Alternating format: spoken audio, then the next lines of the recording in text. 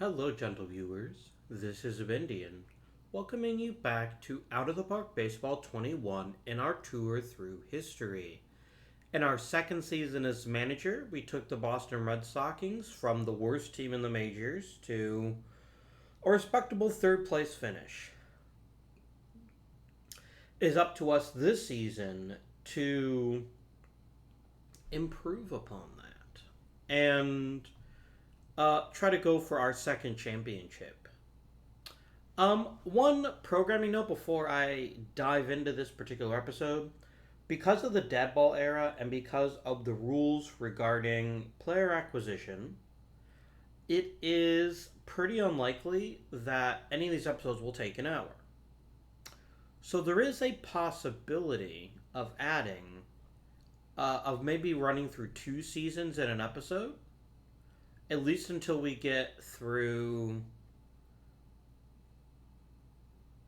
free agency, really. Because there just aren't that many players available.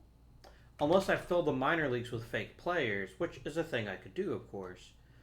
But, I don't know. It's something that is worth thinking about, maybe. And you can post your thoughts in the comments.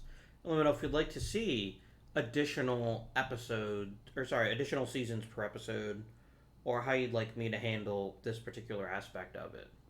Because until teams have been around for a while and developed a good, strong number of minor leaguers, rosters will be pretty low, and because rosters will be light, I can't turn up injuries, and there just won't be that many interesting decisions for me to make during the season most of the time.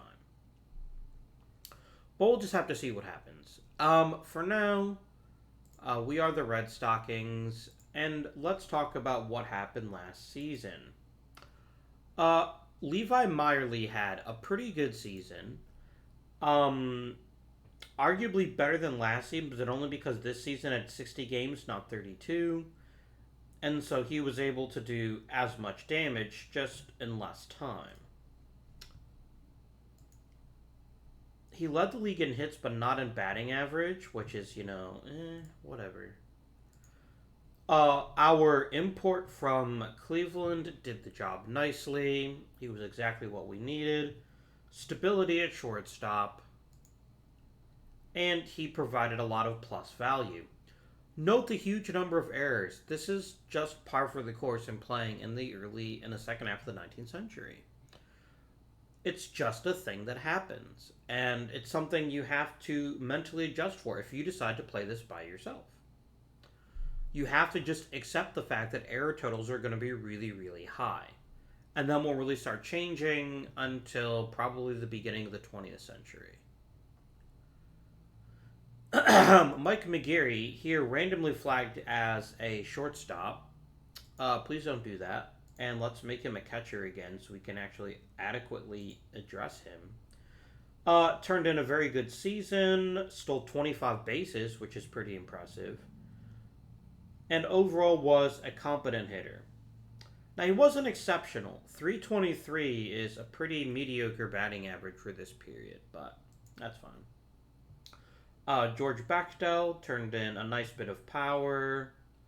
Good overall season.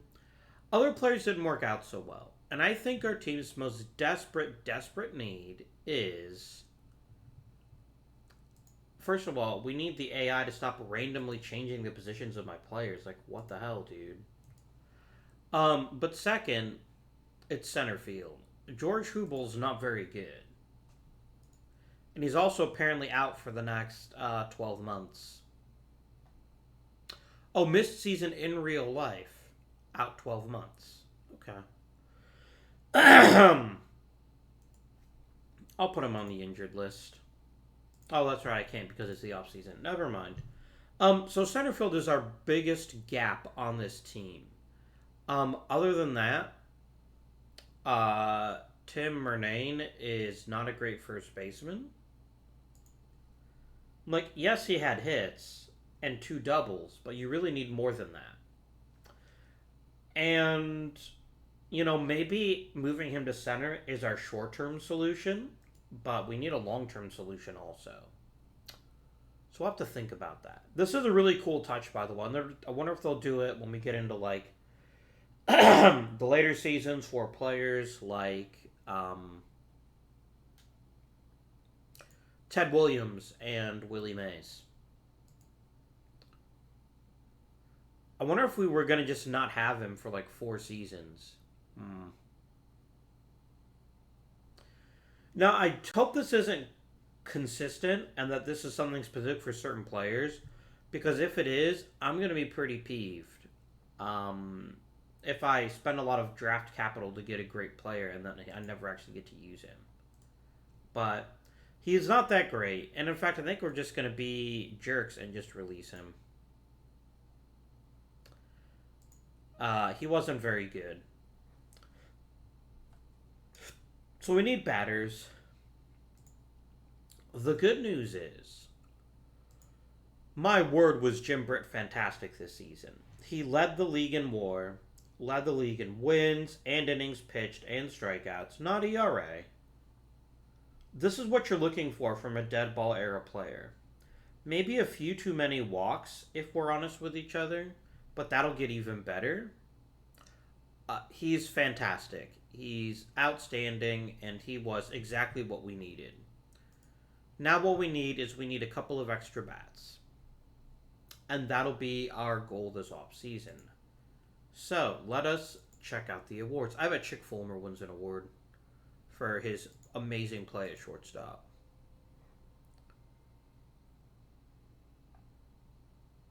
Oh, I didn't even look at those. That's fine.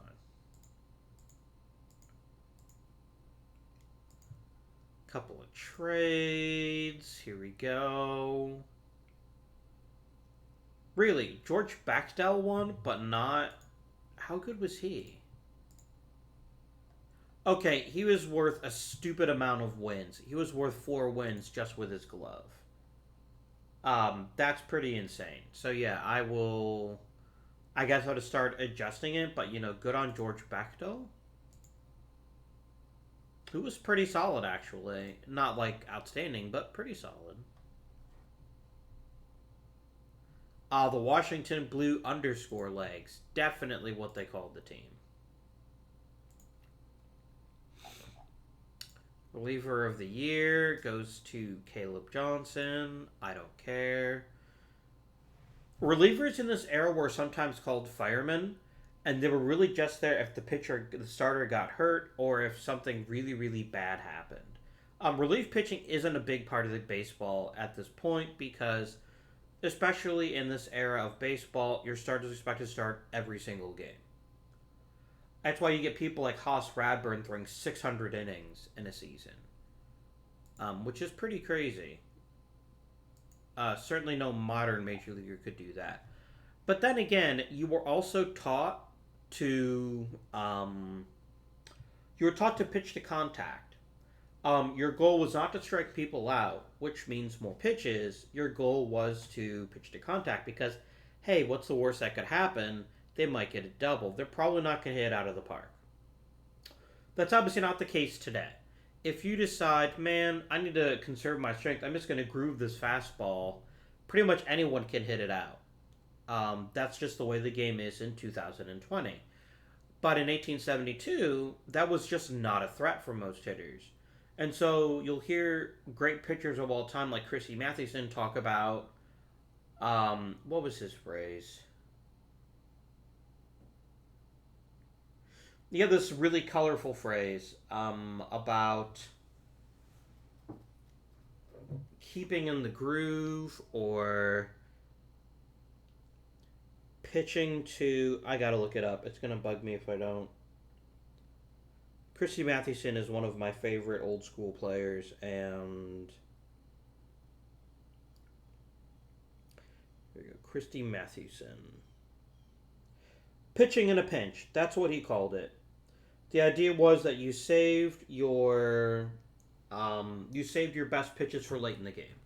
So maybe early on in the game, you're going to throw a bunch of meatballs, and if they get hit, they get hit. Who cares? But when you really need it, you have that extra gear that you can reach back for. You can't really do that in Major League Baseball today. If you hold back and save your best pitches for the best hitters, the other hitters are going to beat you up. Um, it's pretty rare now that you'll see a player go an entire season without home runs. That was the norm in the dead ball era. That was the norm. Silver Slugger, do we get any of these? We did not. Oh, no, we did. Nice work, Gatstires. Must have been a bad year for right fielders. Yikes. Oh, and there's Levi Meyerly again. That makes sense. Any Cleveland Forest cities? Nope. Gat was okay, I guess. I think he's still got more potential, and I just think we need to see a bit more from him. He led the league in walks and triples, which is pretty slick. All right. Jim O'Rourke got Rookie of the Year because apparently we're going to ignore that Jim Britt was utterly fantastic. I mean, this is fine. He did well. It's just, he didn't lead the league in any category. But, I mean, it is pretty clear that he's got a ton of offensive talent to spare. I just don't think I would have made him Rookie of the Year. Not a single person voted for Jim Britt in first place. Disappointing.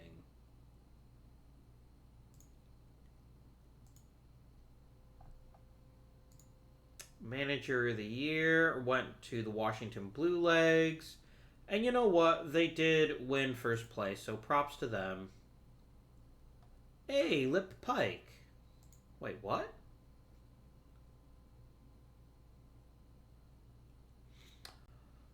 I know that player managers existed, but there's a tiny problem. Lip Pike still plays for Cleveland. He cannot be a manager for one team and play on another team at the same time. That's not how it works. Oh, the Cleveland Four Cities are gone now. Interesting. Yeah, let's look up Pike. Okay, yeah, he cannot play on the Elizabeth Resolutes and then also be a manager on a different team. That's not how that works. But it's fine. It's just a minor glitch. It doesn't really affect me all that much. Did Jim Britt win Cy Young? No, he didn't because Cherokee Fisher did. Why?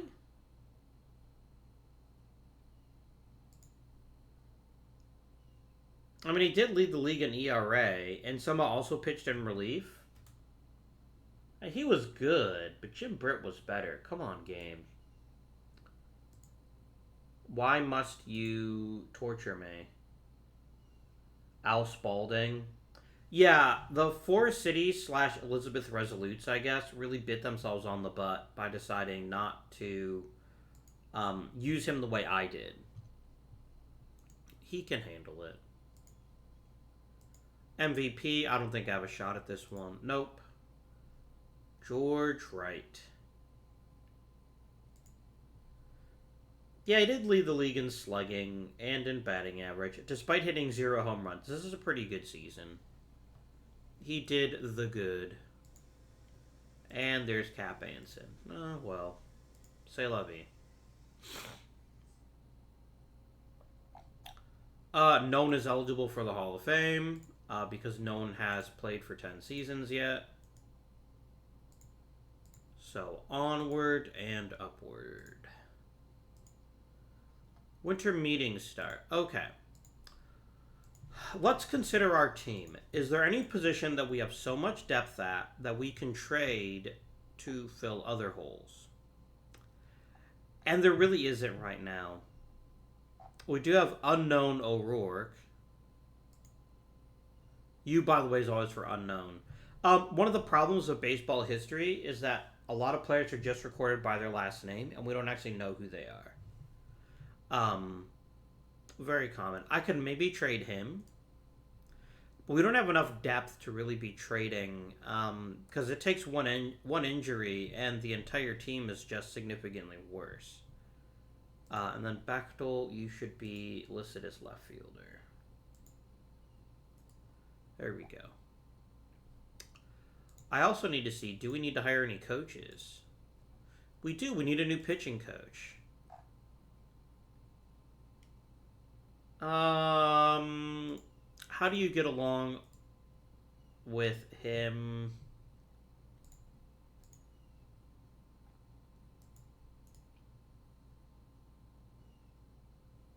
Oh, you're actually more of a manager that just also happens to be a pitching coach option. I'm going to pick Brian Staples. He'll be a Staples of the Boston Red Sox coaching staff. Did you see what I did there? I hope you did. That was pretty great. 14 cents a game. Crazy. We also have more money if we need it to acquire players because we now have control of the scouting budget and uh, player development. Um, what the fuck? Why? No, you're gonna give me $500 in draft budgeting. That's just dumb. Please don't tank my team by giving me a mega budget like that. So we're actually predicted to lose money. Let's go ahead and increase our ticket prices by 2 cents. That should help a bit.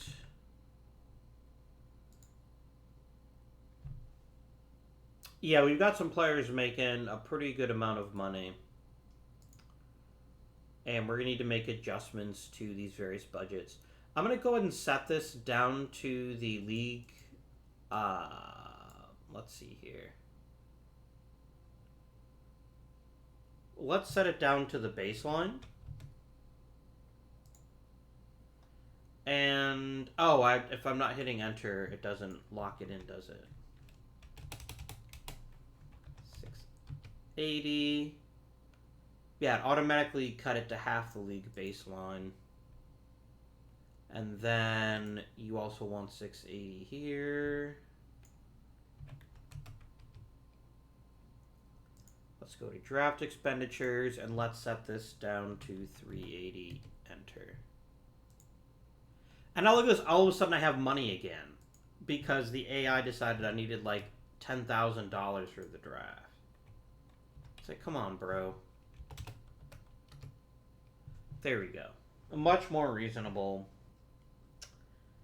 And, yeah. We need to start making some decisions here. I'm not going to trade anyone. If I was going to trade anybody, I might trade someone like... And there's really no one here I'd want to trade. John Hatfield's maybe a little bit overpaid for his actual ability, but I want to give him at least another season to prove it. And I think the draft is going to be our key.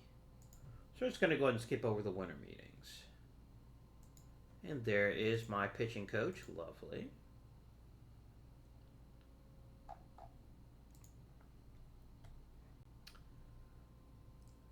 There's not really anybody here that most baseball fans would recognize.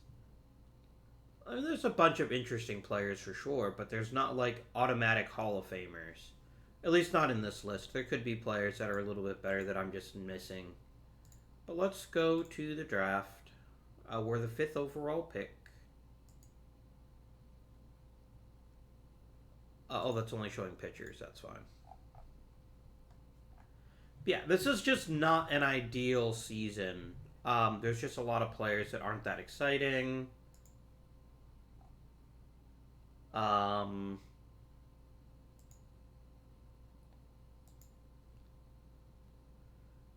Holly Hollingshead is a decent center fielder. Maybe not a great hitter, but there's some potential there, perhaps. Luce has a lot of power and a lot of discipline, and he's a pretty good shortstop. But this is the dead ball era, and not being able to hit for contact is a little bit disconcerting. Yeah, this is not a great draft. It's actually a pretty terrible draft. Damn game. I'm going to take Holly, both because I like the name, and second because I can put this player in the minors and let them develop a bit. I think that seems reasonable.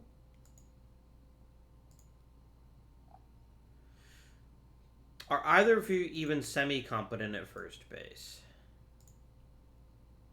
Campbell hits a bit for power and has a lot of plate discipline, so maybe we'll give him a shot. Come along, Michael.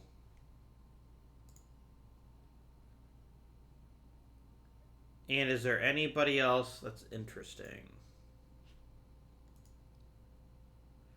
I like this. Johnny Ryan lists as a first baseman, actually plays left field. That's not ideal. I'm going to draft Mike Hooper, and we're just going to stash him in the minors and see if he develops this power that he's alleged to have. Draft. And then, wow, no one wants to draft Johnny Ryan, do they? I like organizational depth. Oh, he wants $140? Whatever, dude. This was not a great draft, and that's fine. I think we got some decent depth for the future. I don't know that we've necessarily made it easier for us to win now. But I did specifically say when I set up the series that I would be trying to play as much for 10 seasons from now. I've got enough money that I can pay him his ridiculous salary. I've got enough talent that I can probably coast a bit. Rule 5 draft. Hey, there's good old Mike Hooper. Oh, you're staying in the minors. I'm gonna let you practice and get better. For sure. I'm sure there's nobody in the draft pool because the rosters are too big. Let's just skip the entire Rule 5 draft because it doesn't matter.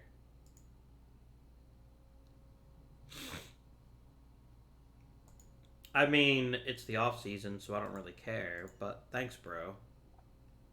What did you do? Playing hide and seek with his son. Aw, I can't be mad at you for that. He's a family man. So I'm going to go ahead and put all of you in quadruple A. I do need to promote somebody to the Major League roster just to play first base. Can McDonald play first? Not very well.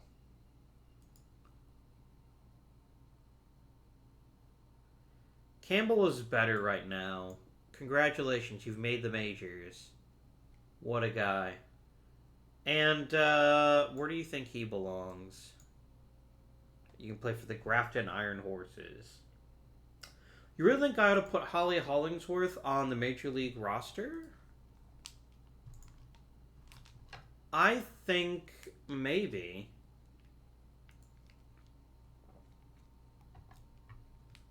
There's no reason not to, I suppose. He is a pretty talented center fielder.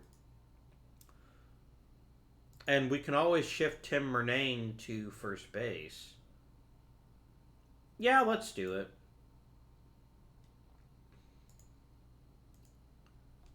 And that way, Mr. Campbell here can learn how to play the baseball.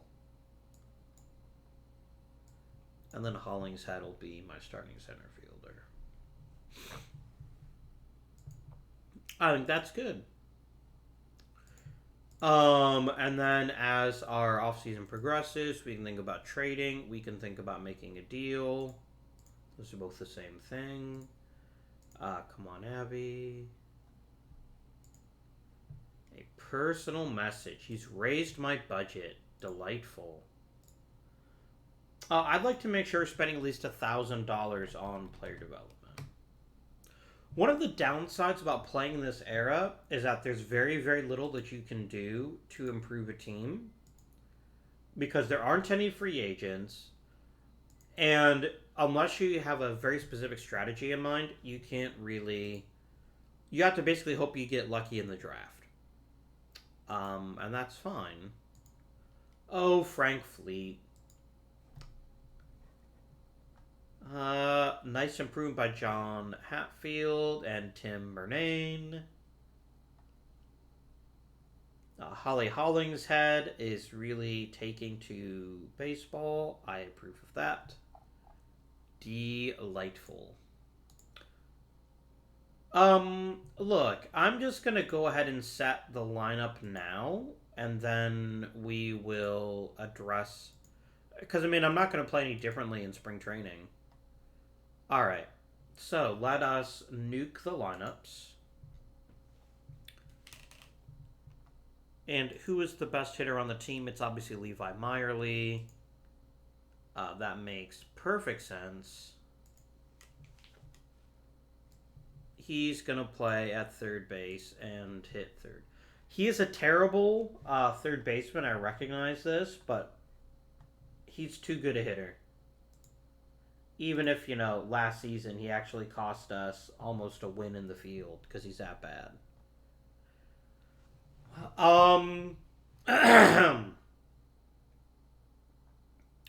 John Hatfield is going to be my leadoff guy. I think he's more than capable of that role, I hope. Mike McGarry is going to be the number 2 hitter. Good old Gap, you're going to be my cleanup guy. Then Chick Fulmer is going to hit 5th and play shortstop. George Bechtel is going to play 6th, and he'll play in left. Then Tim Murnane, and then Holly Hollingshead. Leaving us with Denny Clare, David Lenz, and Jack McDonald, and perfect. Copy, paste.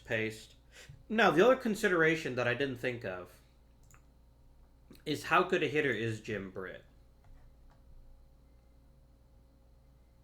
He's okay. I'm more than happy to have him bat 9th. I don't see any reason to bat him any higher in the lineup. That's fine. Here's our pitching staff, and I'm done.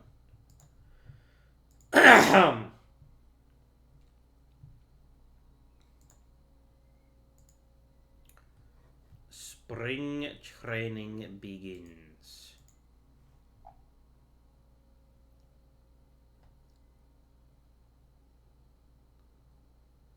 Oof. Yikes.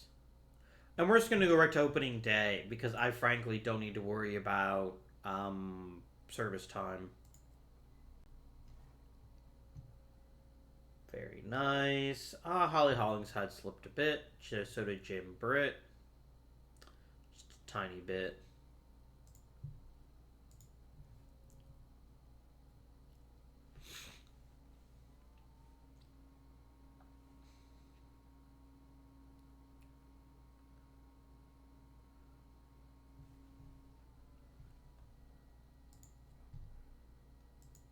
Okay, this is all fine.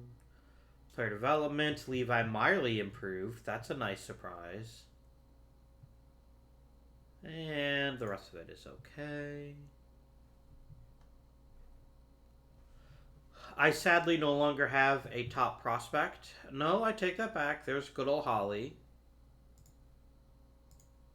How's my owner feeling about this team? You want me to acquire a power hitter? I've got 2 of them. Man, whatever, dude. Let's play some freaking baseball.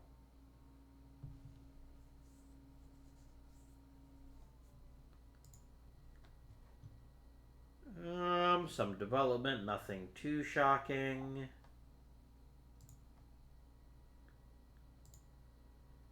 Britt is the best pitcher in the league. I already knew that, but thanks.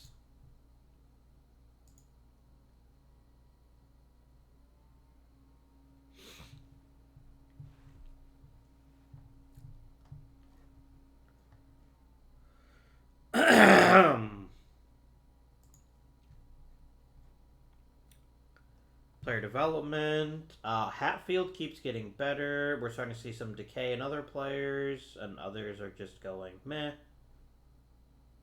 It's all fine.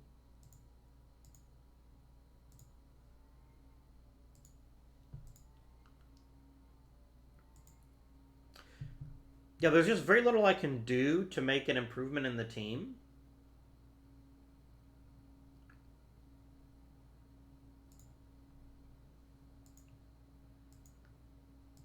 Britt is pitcher of the month again, as he should be.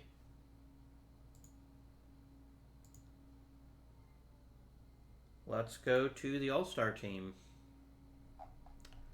How many red legs are there? Sorry, red stockings.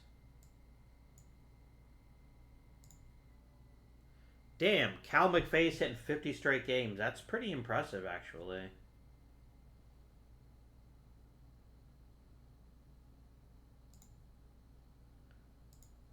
Right. Jim Britt, obviously. Unknown O'Rourke. I don't know why he got picked, but sure. Hatfield, Miley, Fulmer, and Stiers. Nice.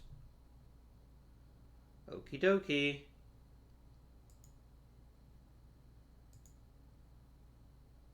Let's go up to the trading deadline. I don't care if you like to be ignored. You're going to be ignored because I don't care. Right. I'm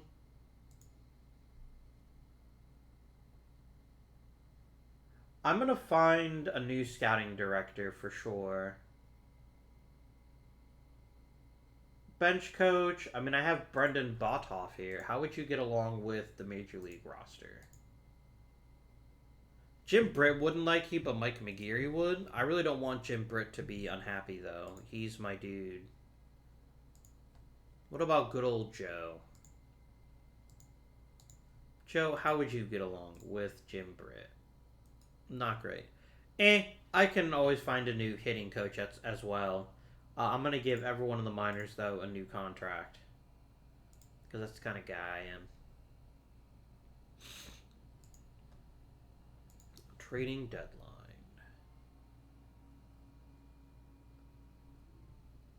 We've won 13 straight. Very exciting.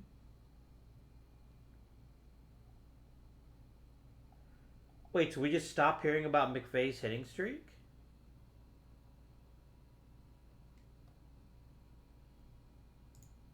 Here we go. 51, 52. That is a mega huge swap. Why would you ever trade Cap Anson? He's fantastic. That's kind of a silly thing to do, but whatever. Hey, a hitter got recognition. That's nice.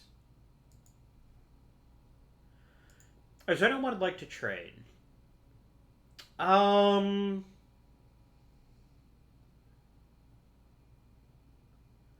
Like, I have a lot of hitters that aren't that impressive, but I have a lot of them that really are.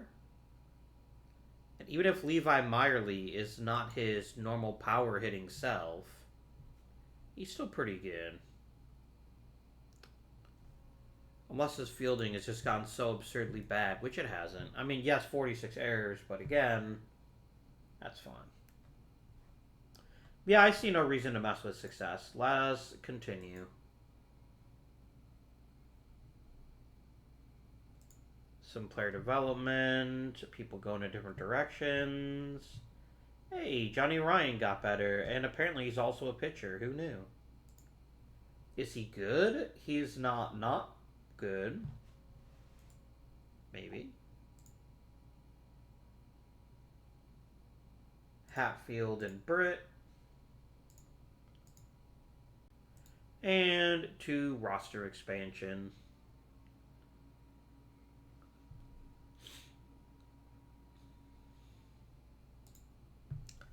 Player development. That's all fine.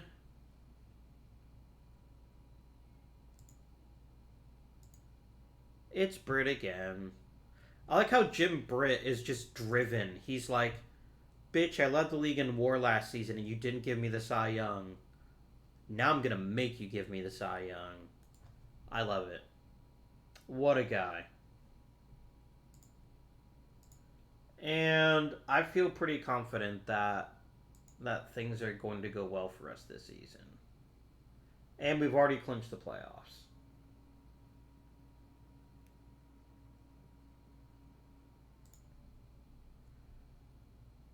And what happened to McVeigh? Did his hitting streak continue?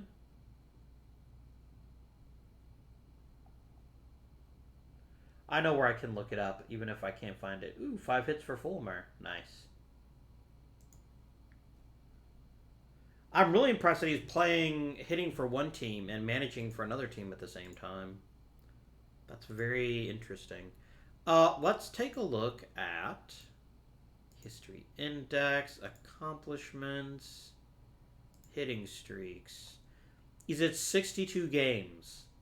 He's already made a mockery of Joe DiMaggio's hitting streak years before Joe DiMaggio will even be born. Yikes. But man, we just utterly ran away with this season. We're just like, this season is our bitch. I love it.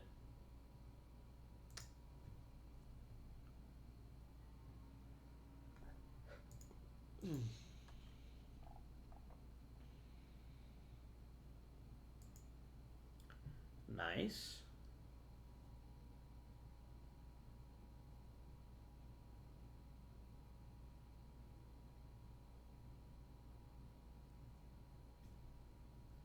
So if the regular season is over, I must see how much farther did McVeigh get in his hitting streak. 62 games. Okay. I don't know if that streak ended or if it's still actually going on. It might actually still be going on.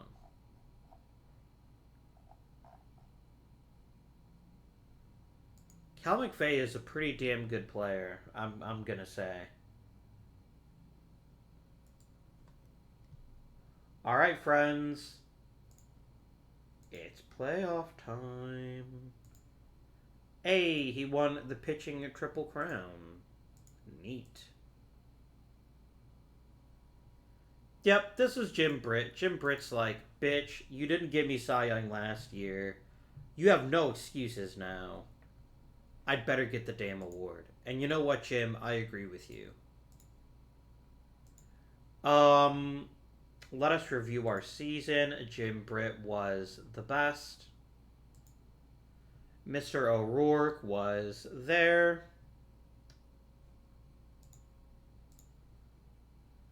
If we go to batting stats, Chick Fulmer was the best player on the team. Followed by Mike McGarry, followed by John Hatfield. You know, Levi, you're a very talented hitter, but I'm wondering if I can do better. I'm wondering if I can use you, assuming I don't win the World Series this season. If I do win the World Series, I don't care. But if I don't, I wonder if I can turn you into an even better player. We'd have to think about it. Playoff coverage.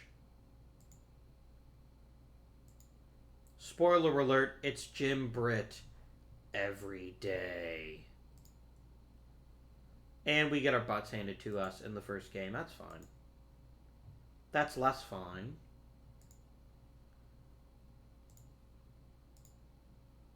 There we go.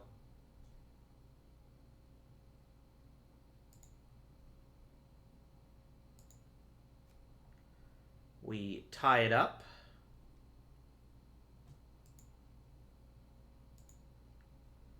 Ooh. It's going to be close, friends. It's going to be real close. Close my eyes. Nope, we lost. Damn it. We couldn't hit. That was what happened in the playoffs. We just didn't hit at all. Like Tim Murnane had a good season, had a good series, but no one hit for power. And most specifically, our top of the line guys really struggled, like John Hatfield. Oh well. That's okay. We've made significant progress yet again. And I'm okay with that.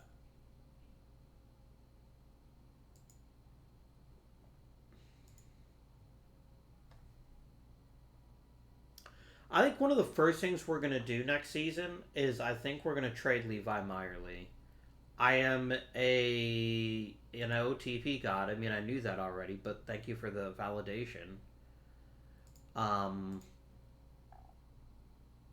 I'll have to sign a couple new personnel. I have two of the top prospects just because I still have prospects.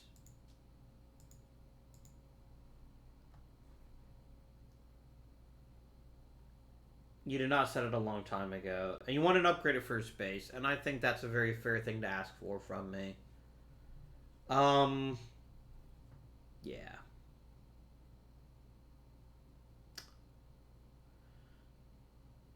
So, our issue next season is going to be there's not a lot of places we can go from here. Jim Britt did everything he could in the regular season, and he was even damn good in the playoffs. We just didn't hit.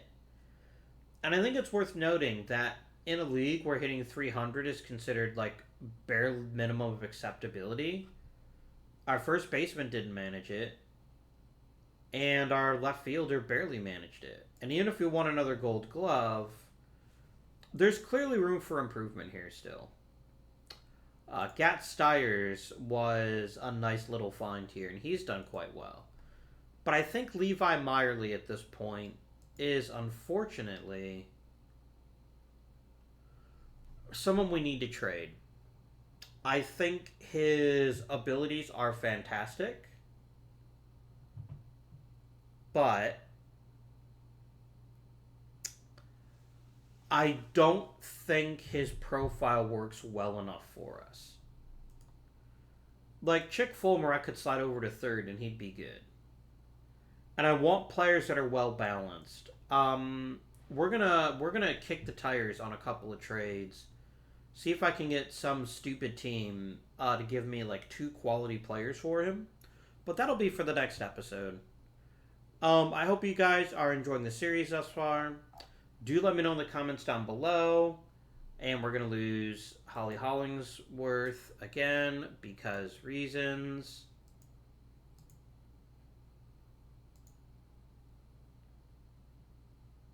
That's fine. That's totally fine. But until next time, this has been Avindian. Thank you for watching, and I bid you good day.